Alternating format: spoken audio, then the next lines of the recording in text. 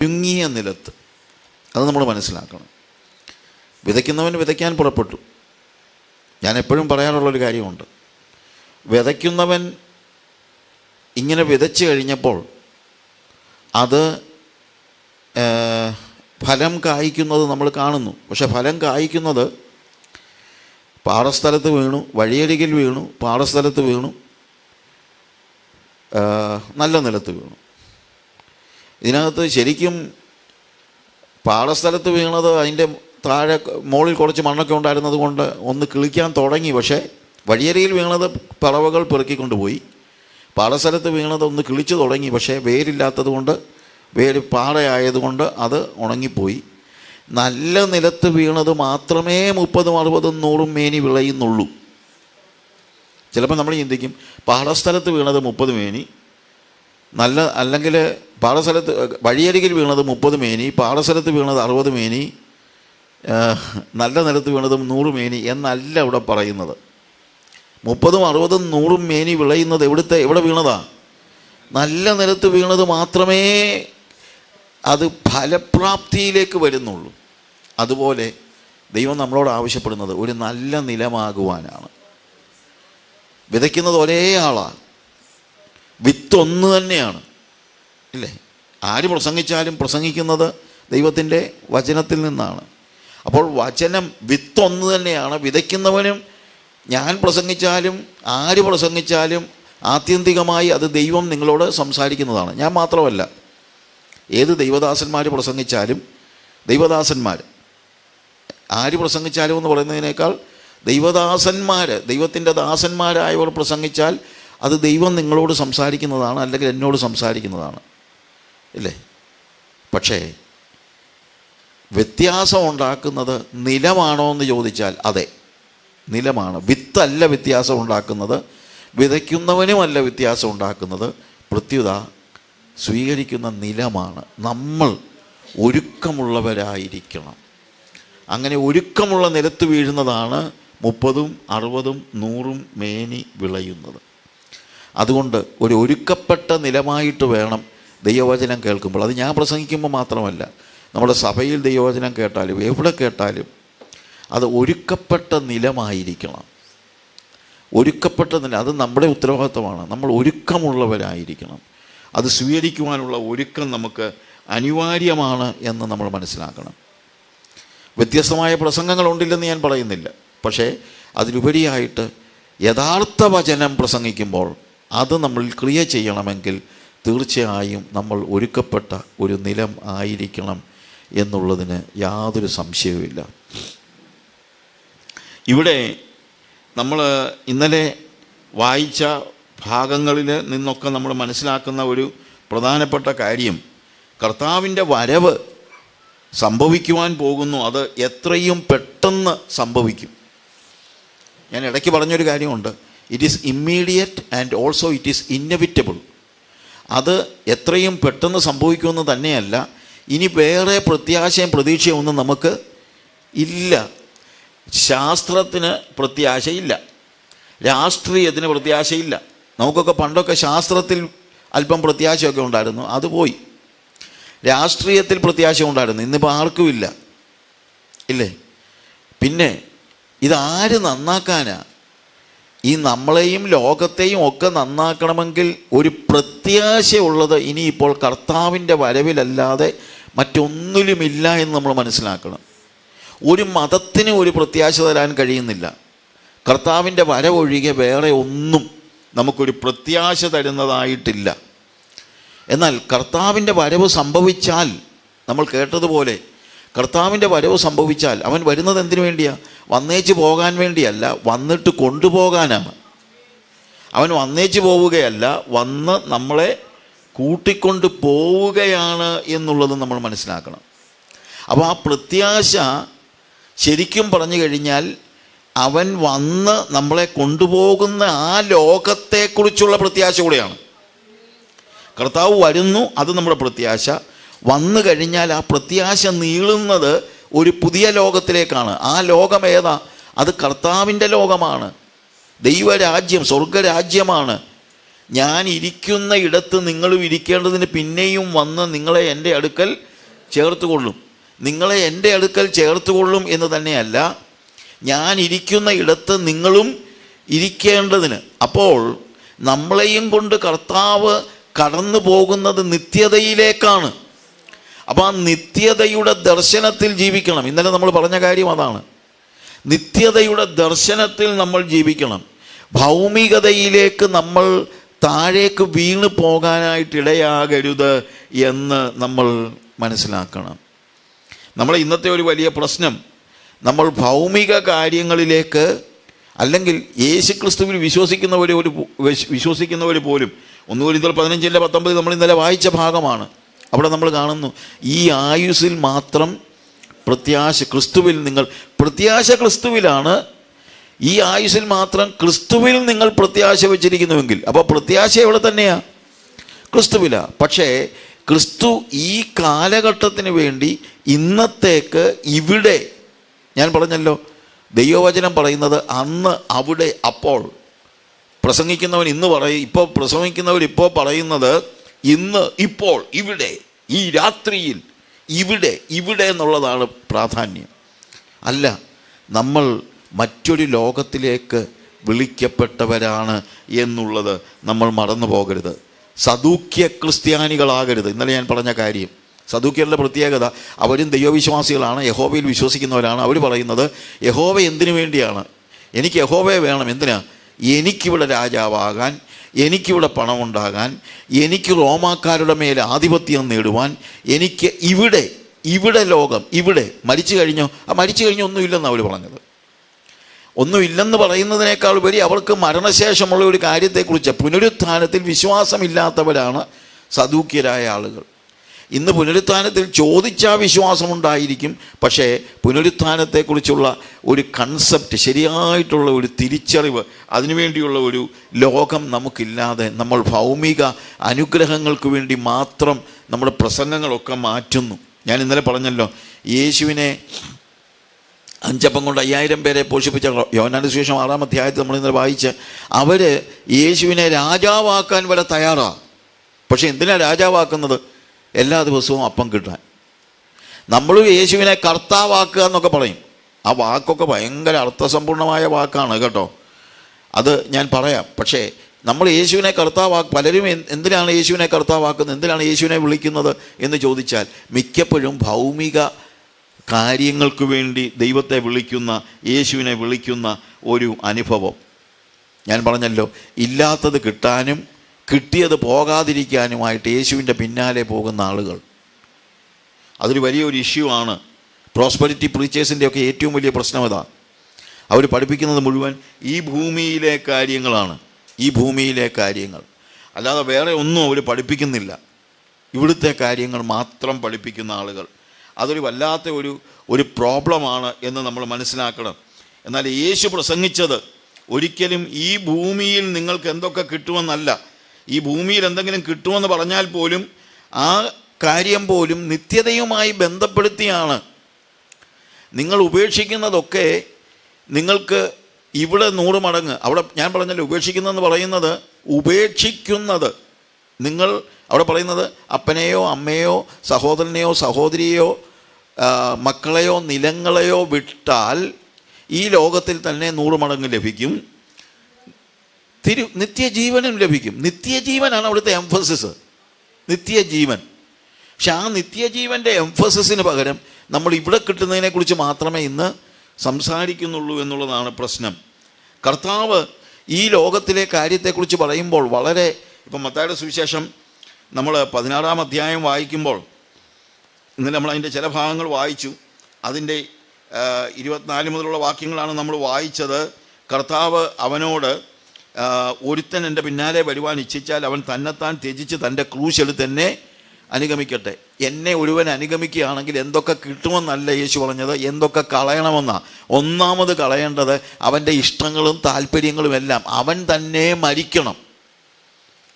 ഒരുവൻ എന്നെ അനുഗമിക്കാൻ ഇച്ഛിച്ചാൽ തന്നെത്താൻ ത്യജിച്ച് തൻ്റെ ക്രൂശ് എടുത്ത് എന്നെ അനുഗമിക്കട്ടെ. എന്നിട്ട് കർത്താവ് അതിനോട് ചേർന്ന് പറയുന്ന ഒരു കാര്യം 25-ാമത്തെ വാക്യത്തിൽ, 26-ാമത്തെ വാക്യത്തിൽ, ഒരു മനുഷ്യൻ സർവ്വ ലോകവും നേടിയിട്ടും തൻ്റെ ജീവനെ നഷ്ടപ്പെടുത്തിയാൽ അവന് എന്ത് പ്രയോജനം? കർത്താവ് ചോദിക്കുക, എടാ നിനക്ക് അത് വേണം ഇത് വേണം എന്നൊക്കെ പറഞ്ഞല്ലോ, ഞാനിതെല്ലാം നിനക്ക് തരാം, എന്നിട്ട് നീ നരകത്തിൽ പോയാൽ എന്താ പ്രയോജനം? അത് നീ ഒന്ന് മനസ്സിലാക്ക്. ഞാൻ ഹെപ്പറ്റൈറ്റിസ് ഇ, ഞാൻ നോർത്ത് ഇന്ത്യയിൽ, നിങ്ങൾക്കറിയാമല്ലോ, നോർത്ത് ഇന്ത്യയിൽ 30 വർഷം മുമ്പ് ഞാൻ പോയി താമസിച്ച സമയത്ത് അവിടെ വെള്ളം ഒക്കെ നമ്മൾ ഉദ്ദേശിക്കുന്ന രീതിയിലുള്ള ഒന്നും അവിടെ കിട്ടത്തില്ലല്ലോ. അവിടെ ഗ്രാമങ്ങളിൽ താമസിച്ചപ്പോഴത്തേക്ക് അവിടുത്തെ വെള്ളത്തിൽ നിന്ന് എനിക്ക് ഹെപ്പറ്റൈറ്റിസ് ഇ വന്നു. ഇവിടെ അങ്ങനെ കോമൺ അല്ല, നമ്മുടെ നാട്ടിൽ അത്ര കോമൺ അല്ല. നോർത്ത് ഇന്ത്യയിൽ ചില സ്ഥലങ്ങളിലൊക്കെ ഉണ്ട്. നമ്മുടെ അവിടെ ഹെപ്പറ്റൈറ്റിസ് ബിയും ഹെപ്പറ്റൈറ്റിസ് എയും ഒക്കെ കോമണാണ്. ഹെപ്പറ്റൈറ്റിസ് എ കോമണാണ്, ബി കോമണാണ്, അതൊക്കെ കോമണാണ്. ഇ അങ്ങനെ അത്ര കോമൺ അല്ല. അപ്പോൾ എനിക്ക് അങ്ങനെ ഒരു വൈറസാണ് എന്നെ പിടിച്ചത്. ഞാൻ ടോട്ടലി ഡോക്ടേഴ്സിൻ്റെ പ്രതീക്ഷയെല്ലാം നഷ്ടപ്പെട്ടു പോയി. എൻ്റെ ലിവർ കംപ്ലീറ്റ്ലി ഡാമേജ്ഡ് ആയിപ്പോയി. ലിവർ എൻസൈംസിൻ്റെ കൗണ്ടൊക്കെ 8,000 10,000 ഒക്കെ അങ്ങനെ അങ്ങ് കൂടാൻ തുടങ്ങി. വല്ലാത്ത ഒരു ലെവലിലേക്ക് വന്നു. ഞാൻ മരിച്ചു പോകുന്നു. ഡോക്ടേഴ്സ് എൻ്റെ മുഖത്ത് നോക്കി. ഡോക്ടേഴ്സ് കാര്യം അവർക്ക് പ്രത്യാശ തരാനായിട്ടില്ല. ഫിലിപ്പ് അഗസ്റ്റിൻ ഇന്ത്യയിലെ തന്നെ ഏറ്റവും ബെസ്റ്റ് ഗാസ്ട്രോൻട്രോളജിസ്റ്റാണ്. ഫിലിപ്പ് അഗസ്റ്റിൻ എൻ്റെ മുഖത്ത് നോക്കി പറഞ്ഞു, I'm sorry, I have to say that your liver is totally damaged, we have no hope എന്നെൻ്റെ മുഖത്ത് നോക്കി പറഞ്ഞു. അതിനകത്ത് കുറ്റമൊന്നുമില്ല. കാര്യം അവർക്ക് ഇന്നോ നാളെയോ എന്ന് ചിന്തിച്ചിരിക്കുന്നതായ ഒരു സന്ദർഭം. ആ സമയത്താണ് എൻ്റെ ബ്രദർ മരിക്കുന്നത്. അതിനു മുമ്പ് ബ്രദർ മരിച്ചു കഴിഞ്ഞിട്ടാണ് എനിക്കിത് വരുന്നത്. രണ്ടും ഞങ്ങൾ, അപ്പോൾ എൻ്റെ വൈഫ് സാധാരണ പറയും എൻ്റെ ഫാദർ മരിച്ചതാ, അപ്പോൾ എൻ്റെ അമ്മ, എൻ്റെ സിസ്റ്ററിൻലോ ചേട്ടൻ്റെ ഭാര്യ, പിന്നെ ജെസ്സി പറഞ്ഞത്, ഞാൻ ചിന്തിച്ചത് ഞങ്ങൾ നവോമിയും റൂത്തും ഓർപ്പയും പോലെ ആയിപ്പോകും എന്ന് ചിന്തിച്ചതായ ഒരു സാഹചര്യം. അവിടെ നിന്ന് കർത്താവ് എന്നെ വിടുവിച്ചു. ശരിയാണ്. അത് വെച്ച് ഞാൻ ഒരു പുസ്തകം എഴുതി. ആ പുസ്തകം എഴുതിയത് the shadow of the Valley of death and the shadow of the almighty എന്ന് പറഞ്ഞൊരു പുസ്തകം. ഇംഗ്ലീഷിൽ, അത് മലയാളത്തിലും ഉണ്ട്. അത് ഞാൻ സ്വാഹിലിയിലും ചെയ്തിട്ടുണ്ട്, ആഫ്രിക്കൻ ലാംഗ്വേജിൽ അത് ചെയ്തിട്ടുണ്ട്. അതൊക്കെ 10,000 കോപ്പികൾ പ്രിൻ്റ് ചെയ്ത് ഈ ഹോസ്പിറ്റലുകളിലും മറ്റും ഡിസ്ട്രിബ്യൂട്ട് ചെയ്യുന്ന, അവിടെയും ഡിസ്ട്രിബ്യൂട്ട് ചെയ്യുന്നുണ്ട്. അപ്പോൾ ഈ ബുക്ക് റിലീസ് ചെയ്യാൻ ഞാൻ അവിടെ ചെന്ന സഭയിൽ, അവിടെ അന്ന് ഞാൻ ചെന്ന് 15 വർഷം മുമ്പത്തെ കാര്യം ഞാൻ പറയുന്നത്. അപ്പം അവിടെ റിലീസ് ചെയ്തപ്പോഴത്തേക്ക് അത് റിലീസ് ചെയ്ത ആൾ പറഞ്ഞു, ഇതിനകത്ത് പറഞ്ഞിരിക്കുന്നത് ഇദ്ദേഹത്തിൻ്റെ രോഗസൗഖ്യത്തെക്കുറിച്ചാണ് എന്ന് പറയുന്നുണ്ടായി. അപ്പോൾ ഞാനത് കഴിഞ്ഞിട്ട് മറുപടി പ്രസംഗം പറഞ്ഞപ്പോൾ ഞാൻ പറഞ്ഞു, രോഗസൗഖ്യം നടന്നു എന്നുള്ളത് ശരിയാണ്, പക്ഷേ ഞാൻ ഇതിനകത്ത് പറഞ്ഞിരിക്കുന്നത് രോഗസൗഖ്യത്തെക്കുറിച്ച് മാത്രമല്ല. ഈ shadow of the valley of death, മരണനിഴൽ താഴ്വരയിൽ യേശു എനിക്ക് എത്ര സമീപസ്ഥനായിരുന്നു എന്നതാണ് ഞാൻ ഇതിനകത്ത് പറഞ്ഞിരിക്കുന്നത്. ശരിക്കും അതാ പറഞ്ഞിരിക്കുന്നത്. അപ്പോൾ എനിക്ക് അന്നത്തെ അവസ്ഥ എനിക്കിപ്പോഴും അറിയാം. അതായത് എൻ്റെ ദേഹമൊക്കെ മഞ്ഞ കളറായി. ഒരു മഞ്ഞ ബനിയൻ എടുത്തുകൊണ്ട് ജെസ്സി ഇട്ടപ്പോൾ ഞാൻ പറഞ്ഞു, എൻ്റെ പൊന്ന് ജെസ്സി, ഇതിട്ട് കഴിഞ്ഞാൽ ബനിയൻ ഏതാ, എൻ്റെ ശരീരം ഏതാണെന്നുള്ളത് അറിയത്തില്ല. അതുപോലെ മഞ്ഞിച്ചു. അങ്ങനെ ഒരു സ്റ്റേജിലാണ്. എണീക്കാൻ പാടില്ല, വല്ലാത്ത ഒരു അവസ്ഥയിലായിരുന്നു. അങ്ങനെ ഇരിക്കെ ഞാൻ ആ സമയത്ത് കർത്താവിനോട് ചോദിച്ചു, കർത്താവേ, am I going to die? Then I said, if I am going to die, it is okay. It is up to you to decide. പിന്നെ എനിക്കൊരു കാര്യം, അന്ന് ഞാൻ അന്ന് ഈ കാസറ്റിനകത്താണ്, ഇതിപ്പം ഞാൻ പറയുന്നത് 28 വർഷം മുമ്പത്തെ കാര്യമോ, കാസറ്റിൽ ബൈബിൾ അവൈലബിൾ ആണല്ലോ. അപ്പോൾ ഈ കാസറ്റ് ബൈബിൾ ഞാൻ ഞാൻ OM ഡൂലോസ് ഷിപ്പിൽ വർക്ക് ചെയ്തിട്ടുണ്ട്. അപ്പോൾ അതുകൊണ്ട് OM അവിടുത്തെ ഡയറക്ടർ എൻ്റെ ഫ്രണ്ടാണ്. അപ്പം ഞാൻ വിളിച്ചിട്ട് പറഞ്ഞു, എനിക്ക് ഈ ഈ ഓഡിയോ കാസറ്റ്സ് ബൈബിളിൻ്റെ കൊണ്ട് തരണം. ഞാനതുകൊണ്ട് അതിങ്ങനെ കേട്ടോണ്ടിരിക്കുകയാണ്, അല്ലാതെ എനിക്കൊന്നും ചെയ്യാൻ പറ്റുന്നില്ല. അപ്പോൾ അത് കേട്ടുകൊണ്ടിരുന്നപ്പോഴത്തേക്ക് ഈ shadow of the valley of death, മരണനിഴൽ താഴ്വരയിലൂടെ കടന്നു പോയാലും ഞാനൊരു അനർത്ഥവും ഭയപ്പെടുകയില്ല, നീ എന്നോടുകൂടെ ഇരിക്കുന്നുള്ളൂ. ഈ വാക്യമാണ് എന്നെ ഏറ്റവും കൂടുതൽ സ്വാധീനിച്ചത്. അതായത് ഞാൻ കടന്നു പോകുന്നത് ശരിക്കും മരണനിഴൽ താഴ്വരയിലാണ്. ആർക്കും ഒരു പ്രതീക്ഷയും പ്രത്യാശയും ഇല്ല. മരണനിഴൽ താഴ്വരയിലാണ്. ഡോക്ടേഴ്സ് എല്ലാം പറഞ്ഞു, എല്ലാവരുടെയും ഹോപ്പ് പോയി. അങ്ങനൊരവസ്ഥ. അപ്പോൾ ഞാൻ പറഞ്ഞു, സാരമില്ല കർത്താവേ, നീ എന്നോട് കൂടെ ഇരിക്കുന്നുവല്ലോ, എനിക്കത് മതി. എന്നിട്ട് ഞാൻ പറഞ്ഞൊരു കാര്യം, ഇപ്പോഴും നീ എൻ്റെ കൂടെ ഉണ്ട്, ഞാൻ മരിച്ചാലും ഞാൻ നിൻ്റെ കൂടെ ആയിരിക്കും. ഇവിടെ ആണെങ്കിലും അവിടെ ആണെങ്കിലും നമ്മളൊരുപോലെയാണ്, നമ്മൾ ഒന്നിച്ചാണ്. ഇങ്ങനെ തന്നെ ഞാൻ പറഞ്ഞു. പൗലോസും അത് തന്നെയാണ് പറയുന്നത്, വിട്ടുപിരിഞ്ഞ് ക്രിസ്തുവിനോട് കൂടെ ഇരിപ്പാൻ എനിക്ക് ആഗ്രഹമുണ്ട്. അത് ഏറെ ഉത്തമമാണ്. വിട്ടുപിരിഞ്ഞ് ക്രിസ്തുവിനോട് വിളിക്കാൻ എനിക്ക് സന്തോഷമാണ് നിൻ്റെ അടുത്ത് വരുന്നത്. എന്നെ ജീവനിലേക്ക് മടക്കി കൊണ്ടുവരണമെന്ന് ലോകത്തിലുള്ള എല്ലാവരും പ്രാർത്ഥിച്ചു, ഞാനൊഴികെ. എല്ലാവരും പ്രാർത്ഥിച്ചു, എന്നെ അറിയാവുന്ന എല്ലാവരും പ്രാർത്ഥിച്ചു, കർത്താവ് എന്നെ ജീവനിലേക്ക് മടക്കി കൊണ്ടുവരണമെന്ന്. കാര്യം അതുപോലുള്ള ഒരു അവസ്ഥയായിരുന്നു. പക്ഷേ ഞാൻ പറഞ്ഞു, കർത്താവേ, that is up to you, നീ തീരുമാനിക്കുക. ഞാൻ അങ്ങോട്ട് വരണോ? ഞാൻ വരാം. അല്ല, ഞാനിവിടെ ജീവിക്കണമെന്ന് നിനക്ക് ആഗ്രഹമുണ്ടോ? അല്ലെങ്കിൽ നീ അതിനുവേണ്ടി എന്തെങ്കിലും ചിന്തിക്കുന്നുണ്ടോ? ശരി, അതിനുവേണ്ടി ഞാൻ അതിനും തയ്യാറാണ്.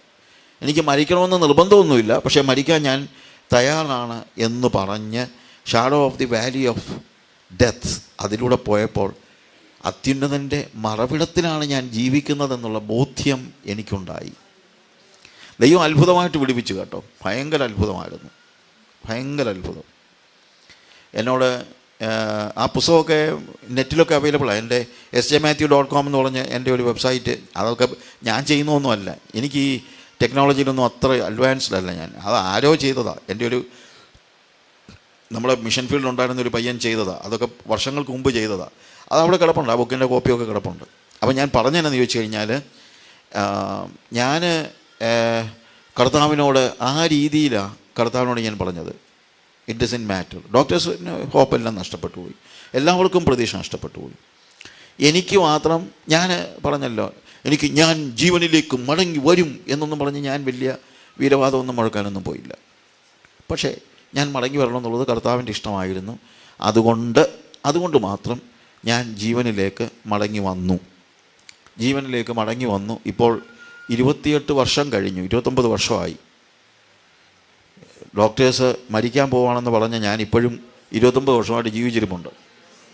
അത് കർത്താവിൻ്റെ ഒരു പദ്ധതി. അപ്പോൾ ഇത് റിലീസ് ചെയ്ത ആൾ പറഞ്ഞു, ഇദ്ദേഹത്തിൻ്റെ രോഗസൗഖ്യമാണ് ഇതിനകത്ത് പറഞ്ഞിരിക്കുന്നത് എന്ന് പറഞ്ഞു. അപ്പോൾ ഞാനത് കഴിഞ്ഞിട്ട് ഞാൻ പറഞ്ഞു, എൻ്റെ രോഗസൗഖ്യം പറയാനല്ല ഞാൻ എഴുതിയത്.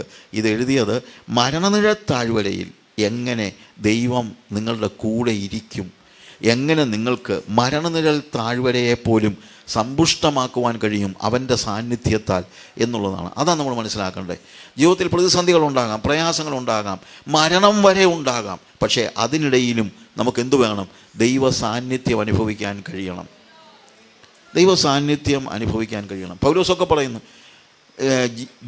ജീവിച്ചിരിക്കുമോ എന്ന് പോലും സംശയിച്ചതായ അനേക സാഹചര്യങ്ങളിലൂടെ പൗലോസ് കടന്നുപോയി. പക്ഷേ അവിടെയും കർത്താവ് കൂടെയിരുന്നു. അതിൻ്റെ അടുത്ത് ഞാൻ മരിക്കത്തില്ലെന്നൊന്നുമല്ല, ഇല്ലേ?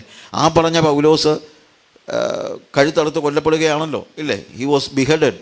അങ്ങനെയാണല്ലോ നമുക്ക് ചരിത്രം പറയുന്നത്. റോമൻ ഗവൺമെൻറ്റിൻ്റെ കീഴിൽ അദ്ദേഹം രക്തസാക്ഷിയായി മരിക്കുകയാണ് ചെയ്യുന്നത്. നാളെ മരിക്കേണ്ടി വന്നേക്കാം, നാളെ രക്തസാക്ഷിയാകേണ്ടി വന്നേക്കാം. ആയിക്കോട്ടെ, എന്തും ഇങ്ങ് വന്നോട്ടെ എന്നൊന്നും ഞാൻ പറയുമൊന്നുമല്ല, അത്രയ്ക്ക് വലിയ ധൈര്യശാലിയൊന്നുമല്ല ഞാൻ. പക്ഷേ വേറൊരു കാര്യമുണ്ട്, യേശുവിൻ്റെ സാന്നിധ്യം എന്നെ നിരന്തരം നയിക്കുന്നു, നടത്തുന്നു. അതുകൊണ്ട് ഇവിടെ വന്നിരിക്കുന്ന എല്ലാവരോടും ഞാൻ പറയട്ടെ, നമ്മൾ ഭൗമികമായ നന്മകളും രോഗസൗഖ്യവും പോലും അല്ല വലിയ കാര്യം, അതിനും അപ്പുറത്താണ് ദൈവസാന്നിധ്യം എന്ന് പറയുന്നത്. ഞാൻ ദൈവസാന്നിധ്യം അനുഭവിക്കാൻ എനിക്ക് കഴിയണം. ഒരു മനുഷ്യൻ സർവ്വലോകവും നേടിയിട്ടും അവൻ്റെ ആത്മാവിനെ നഷ്ടമാക്കിയാൽ അവന് എന്ത് പ്രയോജനം? അല്ലെ, എൻ്റെ ഏറ്റവും പ്രധാനപ്പെട്ട കാര്യം എന്ന് പറഞ്ഞു കഴിഞ്ഞാൽ ആ ദൈവ സാന്നിധ്യമാണ്. ദൈവത്തോടൊപ്പം ഇന്ന് മരിച്ചാലും ഞാൻ ദൈവത്തോടൊപ്പമായിരിക്കും. ഇപ്പോഴും ഞാൻ ദൈവത്തിൻ്റെ കൂടെ, മരിച്ചാലും ഞാൻ ദൈവത്തോടു കൂടെയാണ് എന്നുള്ള ആ ഒരു അനുഭവം, ഇല്ലേ? അതുകൊണ്ട് എൻ്റെ പ്രത്യാശയും പ്രതീക്ഷയും മുഴുവൻ ഈ ഭൂമിയിലല്ല. എൻ്റെ പ്രത്യാശയും പ്രതീക്ഷയും എല്ലാം വരുവാനുള്ള ലോകത്തിലാണ്. കാരണം യേശു കർത്താവ് രണ്ടാമത് വന്നാൽ ഇനി ഞാൻ മരിച്ചോട്ടെ. പൗലോസ് പറയുന്നത് എന്താണ്? വിട്ടുപിരിഞ്ഞ് ക്രിസ്തുവിനോടുകൂടെ ഇരിപ്പാൻ എനിക്ക് ആഗ്രഹമുണ്ട്. അത് അത്യുത്തമമല്ലോ, വിട്ടുപിരിഞ്ഞ് ക്രിസ്തുവിനോടുകൂടെ ഇരിപ്പാൻ. അപ്പം മരിച്ചാലും ഞാൻ ആരുടെ കൂടെയാ? ക്രിസ്തുവിനോടുകൂടെ. ഇപ്പോഴും ഞാൻ ക്രിസ്തുവിനോട് കൂടെയാണ്, മരിച്ചാലും ഞാൻ ക്രിസ്തുവിനോട് കൂടെയാണ്. ഞാൻ പറയട്ടെ, എൻ്റെ ജീവിതത്തിൽ യേശുവിനെ വിട്ട് ഒരു സ്പ്ലിറ്റ് സെക്കൻഡ് എന്നൊക്കെ പറയും, ഒരു സെക്കൻഡല്ല, ഒരു സെക്കൻഡ് പോലും മാറി നിൽക്കുക, ഒരു സ്പ്ലിറ്റ് സെക്കൻഡ് പോലും മാറി നിൽക്കാൻ എന്നെക്കൊണ്ട് പറ്റത്തില്ല. ഞാൻ യേശുവിൻ്റെ കൂടെ ഇപ്പോഴും. അതെ, ഞാൻ മരിച്ചാലും അങ്ങനെ ആയിരിക്കും. അത് അഹങ്കാരമൊന്നും പറയുന്നതല്ല. അതേ ഉള്ളൂ എനിക്ക് ആകെപ്പാടെയുള്ള സന്തോഷമെന്ന് പറയുന്നത്. ജീവിതത്തിലെ എന്ത് കാര്യങ്ങൾ നേടുന്നതിനകത്തല്ല, അതിനപ്പുറത്ത് ഭൗമികമായ കാര്യങ്ങൾ നേടുന്നതിനകത്തല്ല. ഭൗമികമായ കാര്യങ്ങളൊക്കെ എനിക്ക് ആവശ്യത്തിനുള്ള കാര്യങ്ങളൊക്കെ ഉണ്ട്. എനിക്കൊന്നും ഇല്ലാഴിയൊന്നുമില്ല. ഞാൻ പട്ടിണി കിടക്കുകയൊന്നുമല്ല. എനിക്ക് താമസിക്കാൻ വീടോ അതൊക്കെ കർത്താവ് ദാറ്റ് ഈസ് ദെയർ. അതൊന്നും ഞാൻ തിരക്കുന്നേ ഇല്ല. ഇതൊക്കെ ഉണ്ടോ ഇല്ലയോ എന്നുള്ളത് തിരക്കുന്നില്ല. എല്ലാം കർത്താവ് തരുന്നുണ്ട്, തന്നിട്ടുമുണ്ട്. അതുകൊണ്ട് ഞാൻ സംതൃപ്തനാണ്. എനിക്ക് ലഭിച്ച കാര്യങ്ങളിൽ ഞാൻ സംതൃപ്തനാണ്. എനിക്ക് ആവശ്യമുള്ളത് എൻ്റെ കർത്താവ് തന്നിട്ടുണ്ട്. അല്ലാതെ വരാൻ പോകുന്ന കാര്യങ്ങൾക്ക് വേണ്ടി അല്ലെങ്കിൽ ഇതിനേക്കാൾ കൂടുതൽ, ഇതിനേക്കാൾ ഉന്നതമായ പദവി അതൊന്നും എനിക്ക് വേണ്ട. എനിക്കൊരു പദവിയും വേണ്ട. എനിക്ക് സഭയിൽ ഒരു പദവിയും വേണ്ട. എനിക്ക് സെക്രട്ടറി ആകണ്ട, എനിക്ക് പ്രസിഡൻ്റ് ആകണ്ട, എനിക്കൊന്നും ആകണ്ട. കാര്യം ഇതെല്ലാം ഇവിടെ തീർന്നു പോകുന്നതാണ്. എല്ലാം ഇവിടെ നശിച്ചു പോകുന്നതാണ്. ഇതിൻ്റെയൊക്കെ പുറകെ നടന്ന് ഓരോരുത്തരൊക്കെ പെടാപ്പാടുപെട്ട് ഓരോരോ കാര്യങ്ങൾ കാണിക്കുന്നത് കാണുമ്പോൾ, സഭയ്ക്കുള്ളിൽ പോലും വോട്ടെടുപ്പ് നടക്കുന്നതും വോട്ട് പിടിക്കുന്നതും ഒക്കെ കാണുമ്പോൾ സങ്കടമാണ്. അല്ലാതെ എന്തുവാ സങ്കടം? ഇവർക്ക് വല്ല ബോധവും നിത്യതയെക്കുറിച്ചുണ്ടോ? ഉണ്ടെങ്കിൽ ഇതിൻ്റെയൊക്കെ പുറകെ പോകുമോ എന്ന് ഞാൻ പലപ്പോഴും ആലോചിച്ചിട്ടുണ്ട്. നിത്യതയുടെ ദർശനത്തിൽ ജീവിക്കാൻ നമുക്ക് കഴിയണം പ്രിയമുള്ളവരെ. നിത്യതയുടെ ദർശനത്തിൽ ജീവിക്കാൻ നമുക്ക് കഴിയണം.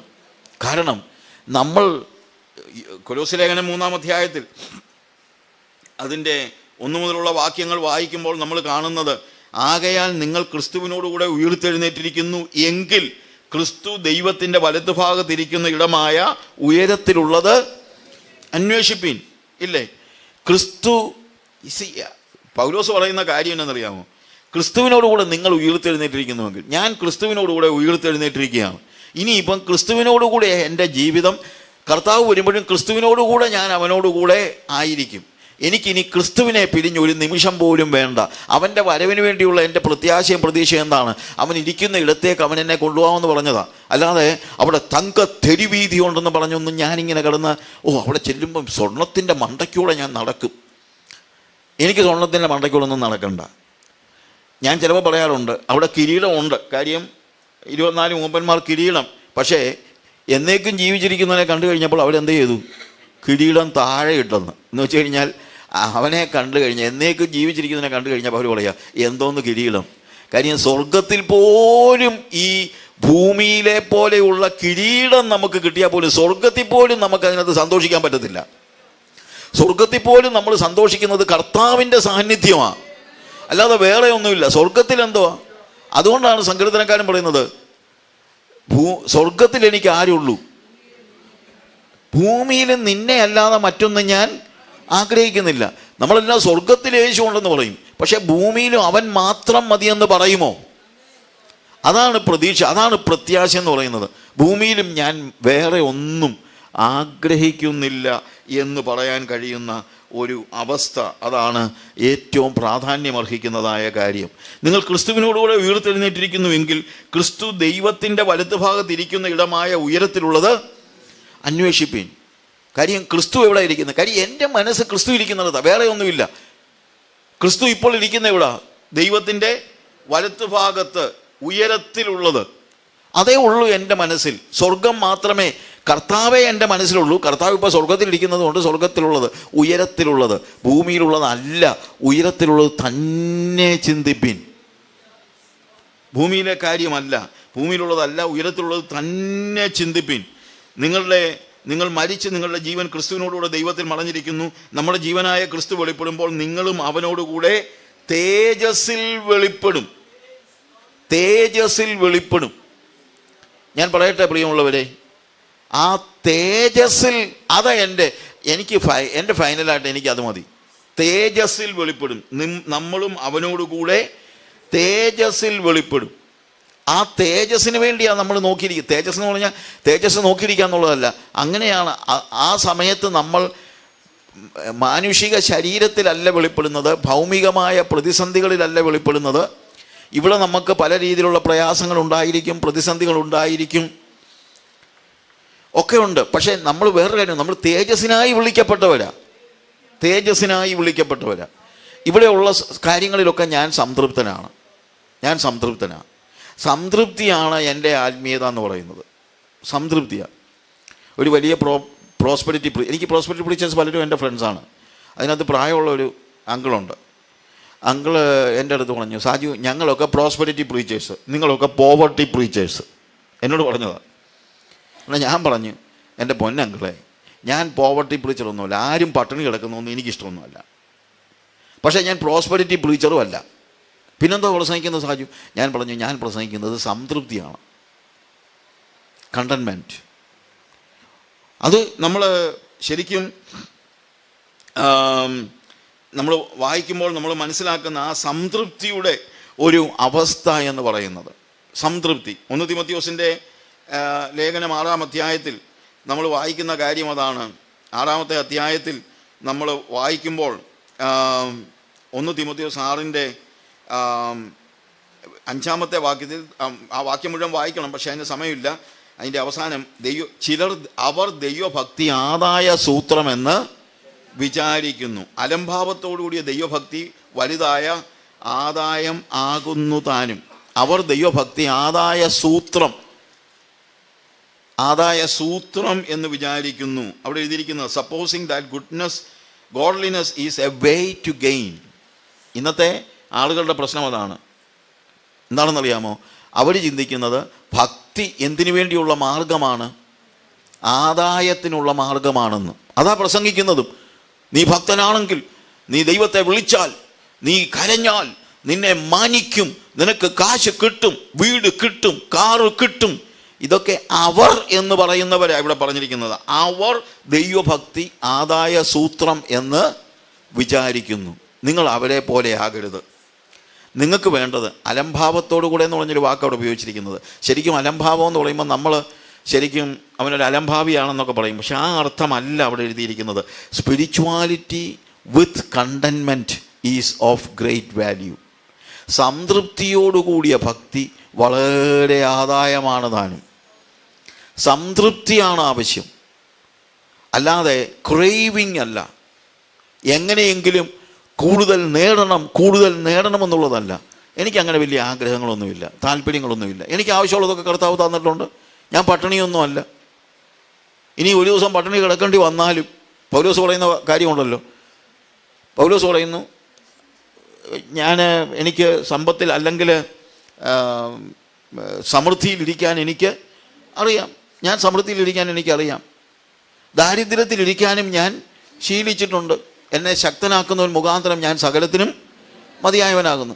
നമ്മൾ ആ വാക്യമൊക്കെ ഉപയോഗിക്കുന്നത് എന്നെ ശക്തനാക്കുന്നവൻ മുഖാന്തരം എനിക്ക് കാറ് കിട്ടും, എനിക്ക് വീട് കിട്ടും. അങ്ങനെയൊന്നുമല്ല പൗലോസ് പറയുന്നത്. പൗലോസ് പറയുന്നത്, സമൃദ്ധിയിലിരിക്കാൻ എനിക്കറിയാം. അതിപ്പോൾ എല്ലാവർക്കും അറിയാം. സമൃദ്ധിയിലിരിക്കാൻ എല്ലാവർക്കും അറിയാം. ദാരിദ്ര്യവും ഞാൻ ശീലിച്ചിട്ടുണ്ട്. പട്ടിണിയും കടന്നിട്ടുണ്ട്.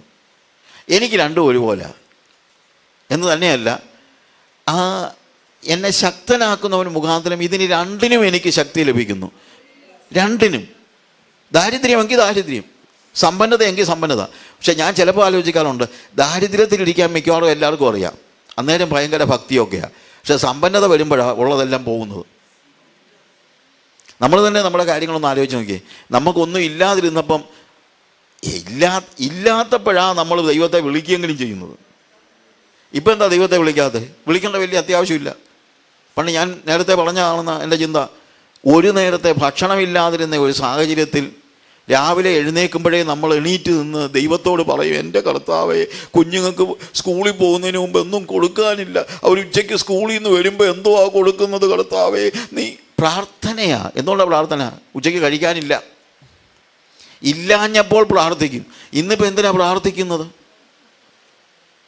ഇന്നിപ്പോൾ പ്രാർത്ഥനയില്ല. നമുക്ക് ഇപ്പോഴത്തേക്ക് മാത്രമുള്ളതല്ല, അനേക തലമുറകളിലേക്കുള്ളത് നമ്മൾ സൂക്ഷിച്ചു വച്ചിരിക്കുക. ഒരു ഗുജറാത്തി സേഠ്ജി, അയാളുടെ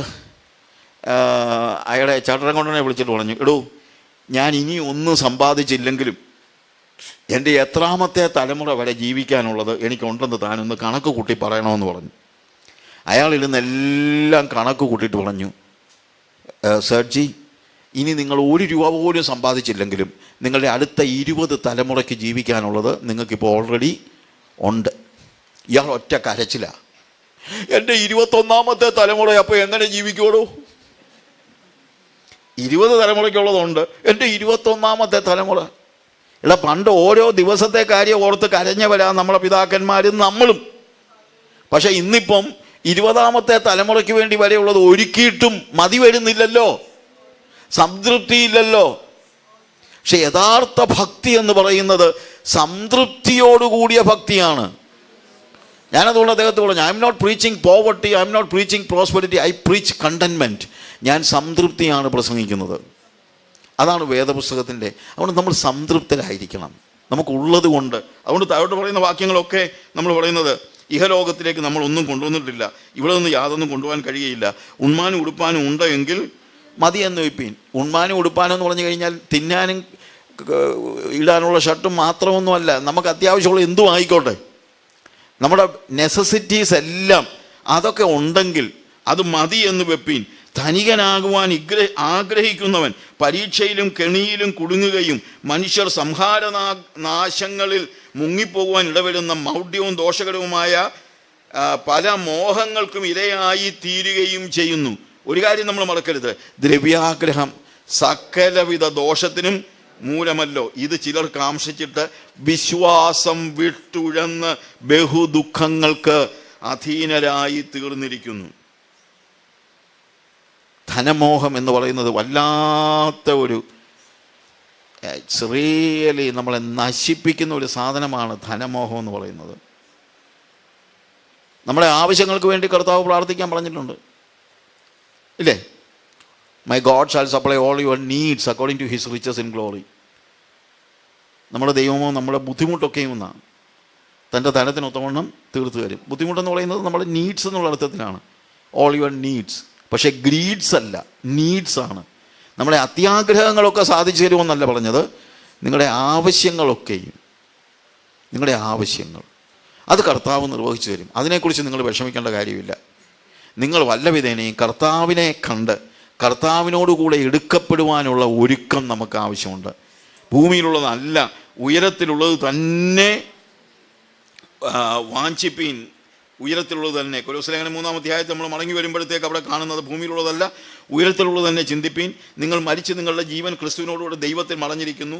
നമ്മുടെ ജീവനായ ക്രിസ്തു വെളിപ്പെടുമ്പോൾ നിങ്ങളും അവനോടുകൂടെ തേജസ്സിൽ വെളിപ്പെടും. അതാ എൻ്റെ പ്രത്യാശ. അവൻ്റെ വരവാണ് എൻ്റെ പ്രത്യാശ. അവൻ വെളിപ്പെടുമ്പോൾ, നിങ്ങളുടെ ജീവനായ ക്രിസ്തു വെളിപ്പെടുമ്പോൾ, ആ വെളിപ്പാട്, അവൻ വെളിപ്പെടുവാൻ പോകുന്നു, അവൻ വരുന്നു.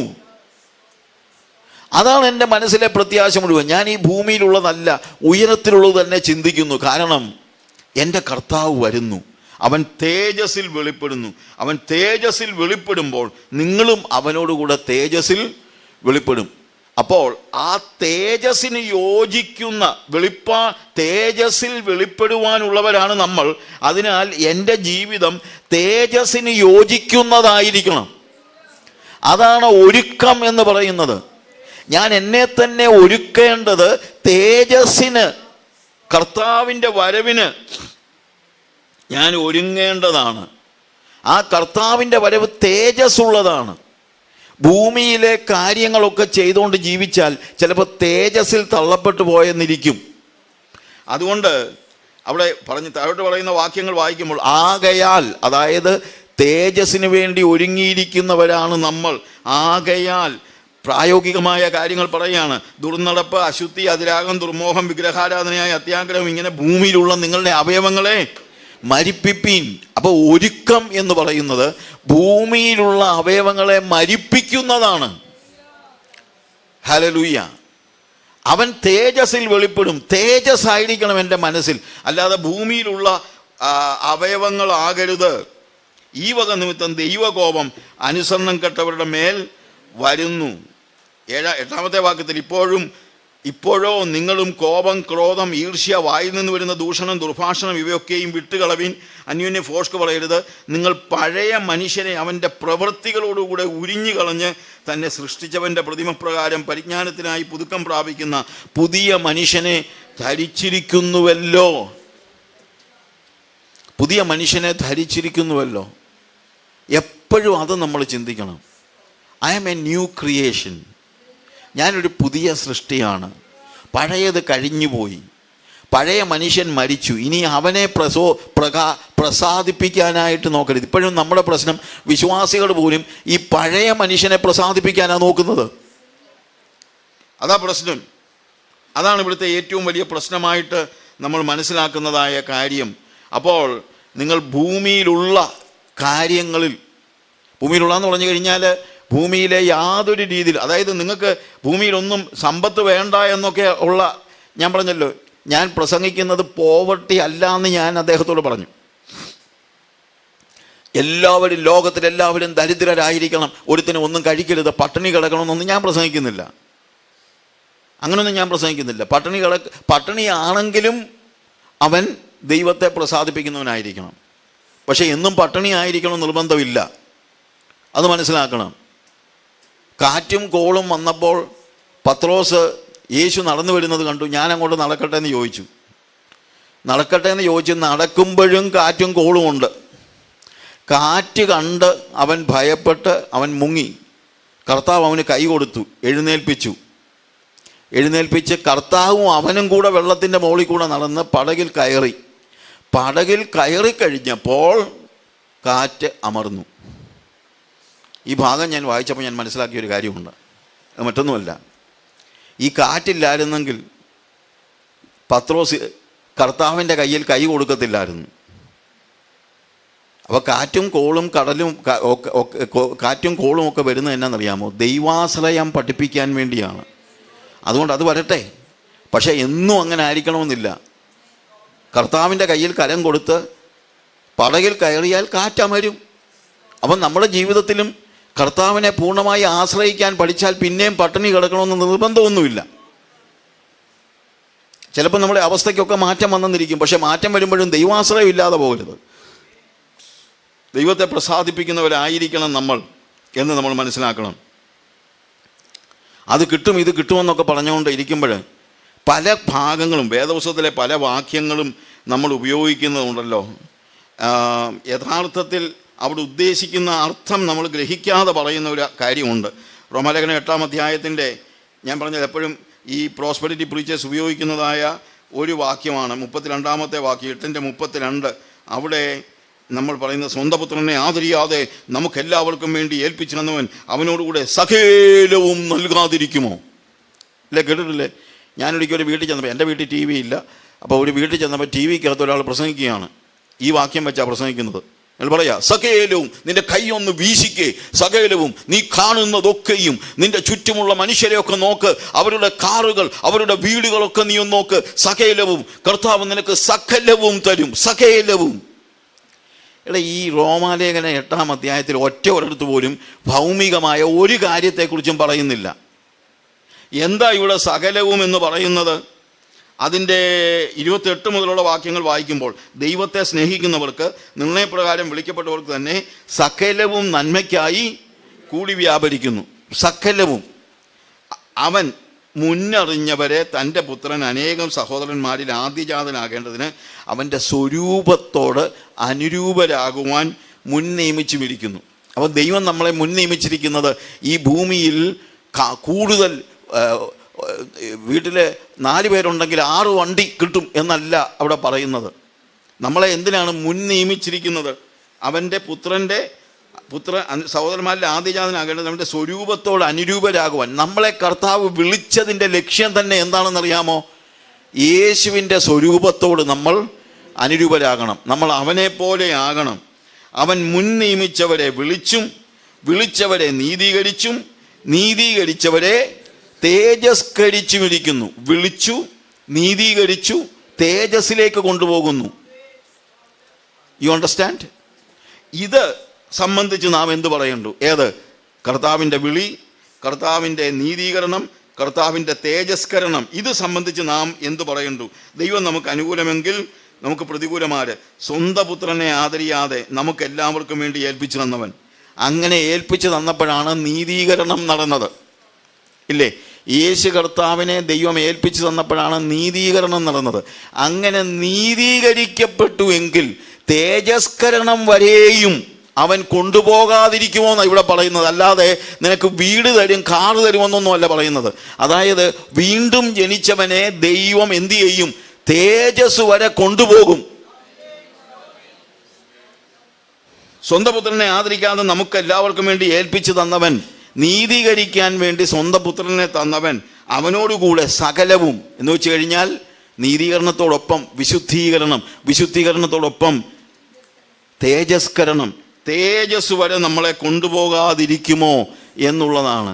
റോമാലേഖനം 8-ാം അധ്യായം മൊത്തം ഒന്ന് വായിച്ചേ. അവിടെ ഒറ്റ ഒരിടത്ത് പോലും ഭൗമികമായ ഒരു കാര്യങ്ങളും പറയുന്നില്ല. പക്ഷേ ഇത് വായിക്കുമ്പോൾ നമ്മളെ സംബന്ധിച്ചിടത്തോളം നമ്മൾ ഭൗമികമായ കാര്യങ്ങൾ മാത്രമേ കാണുന്നുള്ളൂ. ഒരു വേദപുസ്തകത്തിൻ്റെ ഓരോ വാക്യം മാത്രം എടുത്ത് വ്യാഖ്യാനിക്കുന്ന ദുർവ്യാഖ്യാതാക്കൾ ഒത്തിരി ഉണ്ട്. അതിലൊരു ദുർവ്യാഖ്യാനമായത്. ഹല്ലേലൂയ. വലിയ ഹല്ലേലൂയ ഒന്നുമില്ല. നിങ്ങൾക്ക് ആവശ്യമുള്ളതൊക്കെ കർത്താവ് തരുമല്ലോ, ഞാനത് പറഞ്ഞല്ലോ. പക്ഷെ വേറൊരു കാര്യമുണ്ട്, അതൊന്നുമല്ല എന്നെക്കുറിച്ചുള്ള ലക്ഷ്യം എന്ന് പറഞ്ഞാൽ എന്നെ ഇവിടെ ധനികനാക്കും, എന്നെ വലിയവനാക്കും, അതൊന്നുമല്ല ദൈവലക്ഷ്യം. എൻ്റെ കർത്താവിനൊരു ലക്ഷ്യമേ ഉള്ളൂ, ഞാൻ അവനെ പോലെ ആയിത്തീരണം, അവൻ്റെ പുത്രൻ്റെ സ്വരൂപത്തോടെ ഞാൻ അനുരൂപനാകണം. ഇതാണ് നമുക്കുള്ള കാര്യം. നമുക്ക് ആവശ്യമുള്ളതൊക്കെ കർത്താവ് തരും. എന്നാൽ നമ്മുടെ പ്രത്യാശ വസ്തുക്കളിലാകാൻ പാടില്ല. നമുക്ക് ആവശ്യമുള്ളതൊക്കെ കർത്താവ് തരും, പക്ഷേ വസ്തുക്കളിലല്ല എൻ്റെ പ്രത്യാശ. കർത്താവേ എനിക്ക് വലിയ വീട് തരണേ, ഇപ്പോഴുള്ള വീടിന് 4 മുറിയേ ഉള്ളൂ, എനിക്ക് 8 മുറിയുള്ള വീട് തരണേ എന്നൊക്കെ പ്രാർത്ഥിക്കുന്ന ആളുകളുണ്ട്. ചിലർ പ്രാർത്ഥിക്കും 4 മുറിയുള്ള ഒരു വീടേ ഉള്ളൂ, എനിക്ക് 2 പിള്ളേരുണ്ട്, 4 വീട് തരണേ. അങ്ങനെയൊക്കെ പ്രാർത്ഥിക്കുന്ന ആളുകളോട് ഞാൻ പറയുന്നത്, നിങ്ങളൊന്ന് മനസ്സിലാക്കിക്കേ. നിങ്ങൾ ഈ പറയുന്ന എത്ര പേര് കർത്താവേ എന്നെ നിന്നെപ്പോലെ ആക്കണേ, കർത്താവേ നിൻ്റെ സ്വഭാവത്തോട് അനുരൂപനാകാനായിട്ട് എന്നെ സഹായിക്കണമേ കർത്താവേ, ഇത് നിങ്ങൾ പറയുന്നുണ്ടോ? That is A question. അതാണ് ഏറ്റവും പ്രധാനപ്പെട്ട കാര്യം. അവൻ്റെ വരവിങ്കൽ നമ്മൾ അവനെപ്പോലെ ആയിക്കൊണ്ട് വേണം അവനെ എതിരേൽക്കാൻ. അതിനുവേണ്ടി കർത്താവിൻ്റെ വരവിന് വേണ്ടി ഒരുങ്ങുന്നത് എങ്ങനെയാണെന്നറിയാമോ? അവനെപ്പോലെ ആയിക്കൊണ്ട് വേണം ഞാൻ അവനെ എതിരേൽക്കാനായിട്ട്. അവനെപ്പോലെ ആയിക്കൊണ്ട്. ഞാനതിനെക്കുറിച്ച് പിന്നീട് വീണ്ടും നാളെയൊക്കെ പറയാം. എന്നാൽ ഇവിടെ ഈ നിത്യതയുടെ ദർശനത്തിൽ നമ്മൾ ജീവിക്കണം, അല്ലാതെ ഭൗമിക മോഹങ്ങളിലല്ല ജീവിക്കേണ്ടത്. ധനികനാകാൻ ആഗ്രഹിക്കുന്നതൊക്കെ വല്ലാത്ത കണിയിൽപ്പെട്ടു പോകും, അതിന് സംശയമില്ല. ഭൂമിയിലുള്ളത് മാത്രം നോക്കി നിൽക്കുന്നവന് കർത്താവിൻ്റെ വരവിങ്കൽ അവനെ പോലെ ആകാൻ കഴിയുന്നില്ല, അതിനുവേണ്ടി ഒരുങ്ങുന്നില്ല, അതിനെക്കുറിച്ച് സംസാരിക്കുന്നില്ല. അതൊക്കെയാണ് ഇന്നത്തെ പ്രശ്നം. പ്രസംഗകർ യേശുവിൻ്റെ വരവിനെക്കുറിച്ച് സംസാരിക്കുന്നില്ല, ജനങ്ങളെ ഒരുക്കുന്നില്ല, സഭകളിൽ ഇത് നടക്കുന്നില്ല, വിശുദ്ധീകരണത്തെക്കുറിച്ച് സംസാരിക്കുന്നില്ല. അവനെപ്പോലെ ആയിക്കൊണ്ട് വേണം നമ്മൾ അവനെ എതിരേൽക്കാൻ. നിത്യതയുടെ ദർശനം. കാര്യം നമ്മളെ അങ്ങോട്ട് കൊണ്ടുപോവുകയാണ്, നിത്യതയിലേക്ക് കൊണ്ടുപോവുകയാണ്. ഞാനിവിടെ പറഞ്ഞല്ലോ, നിങ്ങൾ ഈ രാജ്യത്ത് താമസിക്കുമ്പോൾ, നിങ്ങളിവിടെ താമസിക്കുമ്പോൾ നിങ്ങൾക്ക് ആവശ്യത്തിനുള്ള, നിങ്ങൾക്ക് വീട് അല്ലെങ്കിൽ ഒരു വാടക വീടായിരിക്കും, നിങ്ങൾക്ക് കാറുണ്ട്, നിങ്ങൾക്ക് വീടുണ്ട്, നിങ്ങൾ ഭക്ഷണം കഴിക്കുന്നുണ്ട്, നിങ്ങൾ ചില കാര്യങ്ങളൊക്കെ ചിലവഴിക്കുന്നുണ്ട്, എൻ്റർടൈൻമെൻറ്റുണ്ട്, എല്ലാം ഉണ്ട്. പക്ഷേ നിങ്ങളുടെ മനസ്സിൽ മുഴുവൻ ഈ രാജ്യമല്ലല്ലോ. നിങ്ങളുടെ മനസ്സിൽ മുഴുവൻ നിങ്ങളുടെ നാട് എന്ന് പറയുന്ന നാടല്ലേ. You are thinking about your country. എന്തിനാ? കൺട്രിയെക്കുറിച്ചല്ല, നിങ്ങൾക്ക് എങ്ങനെയെങ്കിലും അവിടെ, അതുകൊണ്ടാണ് ഞാൻ ഇന്നലെ പറഞ്ഞ കാര്യം ഓർമ്മയുണ്ടല്ലോ, എങ്ങനെയെങ്കിലും ഇവിടെ എല്ലാം ചിലവാക്കണമെന്നല്ല, ഇവിടെ ചിലവാക്കുന്നത് ഇച്ചിരി കുറച്ചിട്ടാണേലും വേണ്ടുകയില്ല. എനിക്ക് എങ്ങനെയെങ്കിലും ഞാൻ ഇനി എൻ്റെ ഭാവി ഞാൻ ചെലവഴിക്കേണ്ടത് മറ്റൊരു രാജ്യത്ത്, അല്ലെങ്കിൽ ഞാൻ വന്ന രാജ്യത്തിലേക്കാണ്, എൻ്റെ സ്വന്തം നാട്ടിലാണെന്നുള്ള ബോധ്യത്തോടു കൂടെ അല്ലേ നമ്മളെല്ലാം സ്വരുക്കൂട്ടി അയക്കുന്നത്. ആണല്ലോ, ശരിയല്ലേ? ആണല്ലോ. അതുപോലെ എൻ്റെ സ്വന്തം നാടെന്ന് പറയുന്നത് ഈ നാടല്ല. എൻ്റെ സ്വന്തം നാടെന്ന് പറയുന്നത് കർത്താവ് എനിക്ക് വേണ്ടി ഒരുക്കിയിരിക്കുന്ന ആ നിത്യതയാണ്, സ്വർഗമാണ്. ആ സ്വർഗത്തെക്കുറിച്ചുള്ള കാഴ്ച. നിങ്ങളുടെ സ്വപ്നങ്ങളിലൊക്കെ ഇവിടുത്തുകാരുടെ കാര്യങ്ങളൊന്നും അല്ലല്ലോ നിങ്ങൾ കാണുന്നത്, ഇവിടുത്തെ കാര്യങ്ങളുമല്ല. നിങ്ങളുടെ സ്വപ്നങ്ങൾ മുഴുവൻ നിങ്ങളുടെ നാടുമായിട്ട് റിലേറ്റഡാണ്. ഒരുമാതിരി ബോധമുള്ളവൻ്റെ, ബോധമില്ലാത്ത പിള്ളേർക്ക് ചിലപ്പോൾ അങ്ങനെ കാണത്തില്ല. ഒരുമാതിരി ബോധമുള്ളവനറിയാം ഇവിടെ എത്ര കിടന്ന് കളിച്ചാലും നിങ്ങൾക്ക് ഇവിടുത്തെ സിറ്റിസൺഷിപ്പ് ഒന്നും കിട്ടി നിങ്ങൾ ഇവിടുത്തുകാരനാകത്തൊന്നുമില്ല. എത്ര കിടന്ന് കളിച്ചാലും ഇവിടുന്ന് ഒരു ദിവസം പോകേണ്ടി വരും. ശരിയല്ലയോ ഞാൻ പറയുന്നേ? ആണല്ലോ. ഒരു ദിവസം നിങ്ങൾ പോകേണ്ടി വരും. അപ്പോൾ അതുകൊണ്ട് നിങ്ങളുടെ മനസ്സിൽ നിറഞ്ഞു നിൽക്കുന്നത് ഈ നാടല്ല, നിങ്ങൾ ഇവിടെ അന്യരും പരദേശികളുമാണെന്നുള്ള ചിന്തയോടെയാണ് നിങ്ങളെല്ലാവരും ജീവിക്കുന്നത്. നിങ്ങൾ അന്യരും പരദേശികളും എന്നുള്ള ചിന്തയോടുകൂടെ.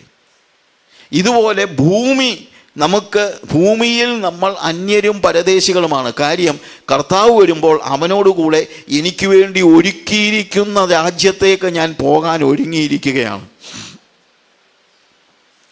പഴയ നിയമ വിശുദ്ധന്മാർ പോലും നിത്യതയുടെ ദർശനത്തിൽ ജീവിച്ചവരാ. പിന്നല്ലേ നമ്മളെ കാര്യം പറയേണ്ടത്? പഴയ നിയമ വിശുദ്ധന്മാർ പോലും. എബ്രായ ലേഖനം നമ്മൾ വായിക്കുമ്പോൾ നമുക്ക് അതിനകത്ത് ഒത്തിരി കാര്യങ്ങളുണ്ട്. അതിൻ്റെ 11-ാമത്തെ അധ്യായത്തിലേക്ക് വരുമ്പോൾ അവിടെ വിശ്വാസ വീരന്മാരുടെ ചരിത്രം നമ്മളിങ്ങനെ പഠിക്കുന്നുണ്ടല്ലോ, ഇല്ലേ? പഴയ നിയമ വിശുദ്ധന്മാർ നിത്യതയുടെ ദർശനത്തിൽ ജീവിച്ചവരാണ്.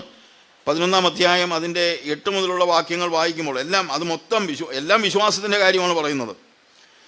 8-ാമത്തെ വാക്യത്തിൽ, വിശ്വാസത്തിൽ അബ്രഹാം തനിക്ക് അവകാശമായി കിട്ടുവാനിരിക്കുന്ന ദേശത്തേക്ക് യാത്രയാവാൻ വിളിക്കപ്പെട്ട ആളെ അനുസരിച്ച് എവിടേക്ക് പോകുന്നുവെന്ന് അറിയാതെ പുറപ്പെട്ടു. വിശ്വാസത്താൽ അവൻ വാഗ്ദത്ത ദേശത്ത് ഒരു അന്യദേശത്തെന്നതുപോലെ ചെന്ന് വാഗ്ദത്തത്തിന് കൂട്ടവകാശികളായ ഇസഹാക്കിനോടും യാക്കോബിനോടും കൂടെ കൂടാരങ്ങളിൽ പാർത്തുകൊണ്ട് ദൈവം ശില്പിയായി നിർമ്മിച്ചതും അടിസ്ഥാനങ്ങൾ ഉള്ളതുമായ നഗരത്തിനു വേണ്ടി കാത്തിരുന്നു.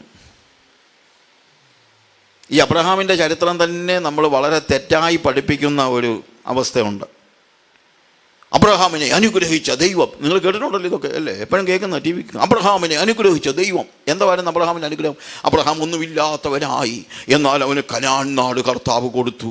അതുപോലെ നിനക്ക് ഒരു പുതിയ രാജ്യം തരും, ഒരു പുതിയ നാട് തരും, നിന്നെ കനാൻ നാടിൻ്റെ അവകാശിയാക്കും. ഹാരാനിൽ പാർത്ത അബ്രഹാമിനെ കനാൻ നാട്ടിലേക്ക് കൊണ്ടുവന്നവനായ ദൈവം എന്നൊക്കെ പറയും. എന്നാൽ പ്രിയമുള്ളവരെ, അബ്രഹാമിൻ്റെ ചരിത്രം നമ്മൾ ഉൽപ്പത്തി പുസ്തകം വായിക്കുമ്പോൾ അവിടെ നമ്മൾ വായിക്കുന്നത് ശരിയായിട്ട് പഠിച്ചാൽ മനസ്സിലാകുന്നൊരു കാര്യമുണ്ട്. അബ്രഹാം അങ്ങനെ ഒരു അത്തപ്പാടിയൊന്നും ആയിരുന്നില്ല. ഹാരാനിൽ താമസിച്ചപ്പോഴും അവനൊന്നുമില്ലാതെ പട്ടിണി കിടന്ന് ജീവിച്ചവനൊന്നും അല്ല. നിങ്ങൾക്കറിയാമല്ലോ, ലോത്തിനെ ആൾക്കാർ പിടിച്ചോണ്ട് പോയി. സംഭവം അറിയാമല്ലോ. പിടിച്ചോണ്ട് പോയി, രാജാക്കന്മാർ പിടിച്ചോണ്ട് പോയപ്പോൾ അബ്രഹാം ചെന്നാണ് രക്ഷപ്പെടുത്തുന്നത്. അവിടെ എഴുതിയിരിക്കുന്നൊരു കാര്യമുണ്ട്, അവൻ്റെ വീട്ടിൽ ജനിച്ച 318 അഭ്യാസികളെയും കൊണ്ടാണ് അവൻ പോയത്. ഒന്ന് ആലോചിച്ചേ. അതായത് അവൻ്റെ വീട്ടിൽ 318 സോൾജിയേഴ്സ് ഉണ്ടായിരുന്നു. എവിടാ വീട്ടിൽ ജനിച്ചാന്ന് പറയുമ്പോൾ? ഹാരാനിൽ അവൻ ജീവിച്ചപ്പോൾ അവൻ്റെ വീട്ടിൽ 318 അഭ്യാസികളുണ്ടായിരുന്നു. നമുക്ക് ഒരു ബോഡി ഗാർഡ് പോലും ഇല്ല. ഈ പറയുന്ന വലിയ പാർട്ടികൾക്ക് മാക്സിമം ഒരു ബോഡി ഗാർഡിനെ വെക്കാമായിരിക്കും. ഇത് 318 soldiers were in their house. അവരവരുടെ വീട്ടിൽ ജനിച്ചതാണ്. വേറെ രീതിയിൽ പറഞ്ഞാൽ ഹി വാസ് എ കിങ്. അവനൊരു രാജാവായിരുന്നു. ഹാരാനിൽ ജീവിച്ചപ്പോൾ തന്നെ അവനൊരു രാജാവായിരുന്നു. അത്രയ്ക്കും ധനികനായ വ്യക്തിയായിരുന്നു. ഞാൻ ഹാരാനെക്കുറിച്ചൊരു സ്റ്റഡി നടത്തിയപ്പോഴാണ് മനസ്സിലായത്, കനാൻ നാടിനേക്കാൾ സമൃദ്ധമായ രാജ്യമായിരുന്നു ഹാരാൻ. കനാൻ നാടിനേക്കാൾ സമൃദ്ധമായ രാജ്യം. എന്ന് തന്നെയല്ല, അന്ന് ഇഷ്ടിക വീടുകൾ, ടെക്നോളജിയിൽ ഭയങ്കര ഡെവലപ്മെൻ്റ് ഉണ്ടായിരുന്ന ഒരു രാജ്യമാണ് ഹാരാൻ. അന്ന് ഇഷ്ടിക വീടുകൾ ഉണ്ടായിരുന്ന രാജ്യമാണ് ഹാരാൻ. അങ്ങനെ ഒരു രാജ്യത്ത് വളരെ ധനികനായി ജീവിച്ചിരുന്നവനായ അബ്രഹാം, അവനോട് അവിടെ നമ്മൾ വായിക്കുമ്പോൾ അവിടെ എഴുതിയിരിക്കുന്നത്, കർത്താവ് പറഞ്ഞു, ഞാൻ നിന്നെ കാണിപ്പാനിരിക്കുന്ന ദേശത്തേക്ക് പോകാം. വേറെ തമാശ എന്ന് പറഞ്ഞു കഴിഞ്ഞാൽ, നീ കനാൻ നാട്ടിലേക്ക് പോകാൻ പോലും പറഞ്ഞില്ല. ഏത് നാടാന്ന് പോലും അറിയാൻ വയ്യാതെ അബ്രഹാം ഇറങ്ങി പുറപ്പെട്ടത്. അപ്പോൾ ഈ സകല സമ്പത്തും കളഞ്ഞിട്ട് അനിശ്ചിതത്വത്തിലേക്ക് എടുത്തു ചാടാൻ അബ്രഹാം തയ്യാറായിരുന്നു. Uncertainty. It is uncertainty. God is always calling you to uncertainty, but it is not insecurity. കർത്താവ് അൺസർട്ടനിറ്റിയിലേക്ക് വിളിച്ചാലും അനിശ്ചിതത്വത്തിലേക്ക് വിളിച്ചാലും അതൊരിക്കലും ഇൻസെക്യൂർ അല്ല, ഇൻസെക്യൂരിറ്റി അല്ല. കാര്യം വിളിച്ചത് ആരാണെന്നുള്ളതാണ് വിഷയം. ഞാൻ നിന്നെ കാണിപ്പാനിരിക്കുന്ന ദേശത്തേക്ക്. അപ്പോൾ ദേശം കണ്ടില്ല. ചിലപ്പോൾ ആളുകൾ പറയും, കനാൻ നാട് കാണിച്ചു കൊടുത്താൽ ഹാരാൻ വിടാൻ എന്നാ പ്രയാസം എന്നൊക്കെ ചോദിക്കുന്നവരുണ്ട്. ഇതൊക്കെ ഞാനും കേട്ടിട്ടുണ്ട് പലരും പറയുന്നത്. കനാൻ നാടൊക്കെ കാണിച്ചു കൊടുത്താൽ പിന്നെ ഹാരാൻ വിടാൻ എന്നാ പ്രയാസം. കനാൻ നാട് കാണിച്ചു കൊടുത്തില്ല, ഏത് ദേശത്തേക്ക് പോകുന്നുവെന്ന് അറിയാതെ. അവനറിയത്തില്ല. കർത്താവ് പറഞ്ഞു വാ. അപ്പോൾ അവൻ നാട് കണ്ടില്ല. പിന്നെ അവൻ ആരെ മാത്രമേ കണ്ടുള്ളൂ? ദൈവത്തെ മാത്രമേ കണ്ടുള്ളൂ. ദൈവത്തെ മാത്രം കണ്ടിറങ്ങിയവനാണ് അബ്രഹാം, അല്ലാതെ നാട് കണ്ടിറങ്ങിയവനല്ല, ദേശം കണ്ടിറങ്ങിയവനല്ല, ദൈവത്തെ മാത്രം കണ്ടിറങ്ങിയവൻ. ഒരു വിശ്വാസിയുടെ ജീവിതത്തിൻ്റെ പ്രത്യേകതയാണ്, അവൻ ദൈവത്തെ മാത്രം കണ്ടിറങ്ങുന്നവനാ, അല്ലാതെ സമ്പത്ത് കണ്ടിറങ്ങുന്നവനല്ല, ദുർമോഹിയായിട്ട് ഇറങ്ങുന്നവനല്ല, ദൈവത്തെ കണ്ടിറങ്ങുന്നവൻ. അവൻ്റെ മുമ്പിലുള്ളത് ദൈവം മാത്രമാണ്. അവൻ്റെ മുമ്പിൽ കനാൻ നാട് പോലുമില്ല. അവനൊരു പക്ഷേ കൂട്ടുകാരോട് പറഞ്ഞു കാണും, ഞാൻ പോവുകയാണ്. എങ്ങോട്ടാണ് പോകുന്നത്? അറിയത്തില്ല. അല്ല, ജംഗ്ഷനിൽ ചെന്നിട്ട് ഇടത്തോട്ടോ വലത്തോട്ടോ? അറിയത്തില്ല. അല്ല, നീ ജംഗ്ഷനിൽ ചെന്ന് കഴിഞ്ഞിട്ട് നേരെ ഒരു വഴിയുണ്ടല്ലോ, അതിലേ പോകുമോ? അറിയത്തില്ല. അതെന്താണ്? കർത്താവ് എന്നോട് പറഞ്ഞു നീ പോകാൻ, ഞാൻ ദൈവത്തെ കണ്ടങ്ങ് ഇറങ്ങിയതാ. നീ തന്നെയാണോ പോകുന്നത്? അല്ല, സാറായും വരുന്നുണ്ട്. എടാ, പാമ്പ് പിടിച്ച പെണ്ണിനെ കൂടെ വലയ്ക്കണോ? നിനക്കങ്ങ് പോയാൽ പോരായോ? നിനക്കോ ഭ്രാന്ത് പിടിച്ചു പോയി? ഇല്ല, എൻ്റെ ദൈവം എന്നെ വിളിച്ചിട്ടുണ്ട്. ദൈവത്തെ കണ്ടിറങ്ങിയവനാണ് അബ്രഹാം. ഒരു വിശ്വാസി യേശുവിനെ കണ്ടിറങ്ങുന്നവനാ, അല്ലാതെ വേറെ കാറ് തരും, വീട് തരും, അത് തരും, ഇതൊക്കെ കേട്ടിറങ്ങുന്നവൻ വിശ്വാസത്തിലല്ല ഇറങ്ങുന്നത്. അതല്ല വിശ്വാസം. ദൈവത്തെ മാത്രം കണ്ടിറങ്ങുന്നവൻ. ധനികനായ വ്യക്തി അവിടെ താഴോട്ട് വായിക്കുമ്പോഴത്തേക്ക് അതിൻ്റെ 5-ാമത്തെ വാക്യത്തിൽ അബ്രഹാം തൻ്റെ ഭാര്യയായ സാറായിയെയും സഹോദരൻ്റെ മകനായ ലോത്തിനെയും തങ്ങൾ ഉണ്ടാക്കിയ സമ്പത്തുകളൊക്കെയും, അപ്പോൾ അവൻ ഭയങ്കര സമ്പന്നനാണ് അന്നേരം, തങ്ങൾ ഹാരാനിൽ വെച്ച് സമ്പാദിച്ച ആളുകളെയും കൂട്ടിക്കൊണ്ട് കനാൻ ദേശത്തേക്ക് പോകുവാൻ പുറപ്പെട്ട് കനാൻ ദേശത്തെത്തി. എവിടേക്ക് പോകുന്നുവെന്നറിയാതെ പുറപ്പെട്ടെന്നാണ് എബ്രായ ലേഖനത്തിൽ വായിക്കുന്നത്. എവിടേക്ക് പോകുന്നെന്ന് പറഞ്ഞില്ല. അവൻ കനാൻ നാട്ടിൽ വന്നു. ഓക്കെ, കനാൻ നാട്ടിൽ വന്നു കഴിഞ്ഞപ്പോൾ യഹോവ അബ്രഹാമിന് അവിടെ കനാൻ നാട്ടിൽ വന്ന് 7-ാമത്തെ വാക്യത്തിൽ യഹോവ അബ്രഹാമിന് പ്രത്യക്ഷനായി. കനാൻ നാട്ടിൽ വന്നു കഴിഞ്ഞിട്ടാണ് പറയുന്നത്. അവിടെ പറയുകയാണ്, യഹോവ അവന് പ്രത്യക്ഷനായി, ഞാൻ ഈ ദേശം കൊടുക്കും, ഞാൻ നിന്റെ സന്തതിക്ക് ഈ ദേശം കൊടുക്കുമെന്ന് അരുളി ചെയ്തു. അത് ഹാരാനി വെച്ച് പറഞ്ഞതല്ല, കനാനിൽ വന്നതിന് ശേഷം തനിക്ക് പ്രത്യക്ഷനായ യഹോവയ്ക്ക് അവനൊരു യാഗപീഠം പണിതു. യാഗപീഠം പണിയാന്ന് പറഞ്ഞു കഴിഞ്ഞാൽ ഒരു പ്രത്യേക അർത്ഥമാണ്. ഒത്തിരി ഡിസ്ക്രൈബ് ചെയ്യാനുണ്ട്, ഞാനത് ഒത്തിരി പറയാൻ പറ്റില്ല, പെട്ടെന്ന് ഞാൻ പറയാം. യാഗപീഠം, ഒരു യാഗം അർപ്പിക്കുക എന്ന് പറഞ്ഞു കഴിഞ്ഞാൽ, ഞാനൊരു ആട്ടിൻകുട്ടിയെ യാഗം അർപ്പിച്ചാൽ, യാഗം അർപ്പിക്കുന്നതിന് മുമ്പ് ആ ആട്ടിൻകുട്ടി എൻ്റെ വകയാണ്. യാഗം അർപ്പിച്ചു കഴിഞ്ഞാൽ ഏത് ദൈവത്തിന് യാഗം അർപ്പിച്ചോ ആ ദൈവത്തിൻ്റെ വകയാണ്. ഇവിടെ ആട്ടിൻകുട്ടി അല്ല വിഷയം. ആട്ടിൻകുട്ടി ഒരു പ്രതീകമാണ്. യാഗം അർപ്പിക്കുമ്പോൾ ഞാൻ തന്നെയാണ് അവിടെ യാഗമാക്കപ്പെടുന്നത്. ഞാൻ ദൈവത്തോട് പറയാണ്, ഇന്നലെ വരെ ഞാൻ എൻ്റെ വകയായിരുന്നു, പക്ഷേ ദൈവമേ ഇന്ന് ഞാൻ നിൻ്റെ വകയാണ്. ഓണർഷിപ്പ് ചേഞ്ചാണ്. അതാണ് യാഗമർപ്പിക്കുക എന്ന് പറയുന്നത്. ഓണർഷിപ്പ്, ഉടമസ്ഥാവകാശം കൈമാറ്റം ചെയ്യുകയാണ്. I'm giving my ownership to God.